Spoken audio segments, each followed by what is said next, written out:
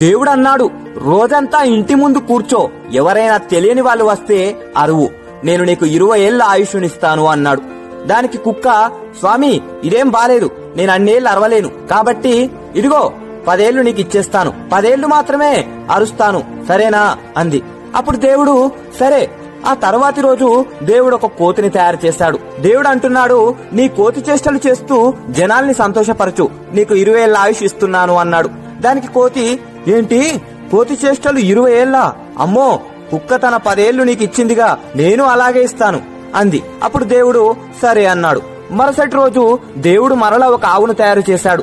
దేవుడు, నువ్వు రైతుతో పాటు పొలానికెళ్లి రోజంతా ఎండలో కష్టపడి సాయంత్రం పాలిస్తూ రైతుకు సహాయం చెయ్యి, నీకు 60 ఏళ్ల ఆయుష్నిస్తాను అన్నాడు. దానికి ఆవు, 60 ఏళ్లు ఈ గొడ్డు చాకరీ నేను చేయలేను, నాకు కూడా 20 ఏళ్లు ఇచ్చి మిగతా 40 ఏళ్లు నువ్వే తీసుకో అంది.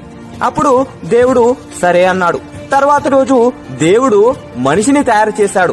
దేవుడు అంటున్నాడు, తిను, తాగు, ఆడుకో, పెళ్లి చేసుకో, నీ జీవితాన్ని ఆనందించు, నేను నీకు 20 ఏళ్ల ఆయుష్నిస్తున్నాను అన్నాడు.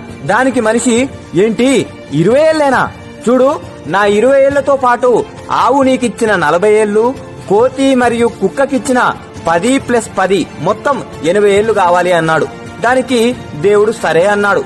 అందుకే మొదట 20 ఏళ్లు మనిషి తింటున్నాడు, నిద్రపోతున్నాడు, ఆడుకుంటున్నాడు, ఆనందిస్తున్నాడు.